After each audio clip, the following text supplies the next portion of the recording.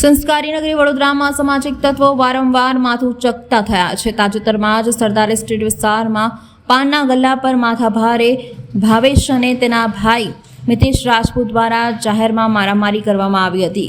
ઘટનાના CCTV footage પણ સામે આવે છે, જેમાં સ્પષ્ટ દેખાઈ રહ્યું છે કે બંને ભાઈઓ પોતાના સગા સંબંધીઓ સાથે મળીને ગલ્લા ધારકોને નિર્દયતાપૂર્વક માર મારી રહ્યા છે। સ્થાનિક લોકોમાં ચર્ચાનો વિષય બન્યો છે। ભાવેશ હેન્ડીકેપ હોવા છતાં આંકડા માટલાના ધંધા સાથે સંકળાયેલો છે અને વારંવાર ચહલ પહલ મચાવતો રહે છે, જ્યારે તેના ભાઈ મિતેશ ખુદને ડોન બનીને સ્થાપિત કરવાની અભિલાષા રાખે છે, જેના કારણે વિસ્તારના રહેવાસીઓમાં ભારે ભયનો માહોલ જોવા મળે છે। આ પ્રકારની બબાલ બાદ પણ અત્યાર સુધી કોઈ ખાસ કાયદેસરની કાર્યવાહી થઈ નથી તેવા આરોપો ઉઠી રહ્યા છે।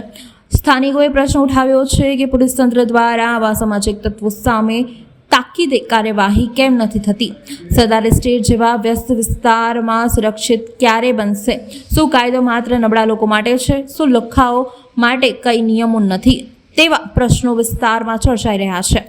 હવે જોવું રહ્યું કે આ ઘટનાને લઈને પોલીસ શું કાર્યવાહી કરી છે।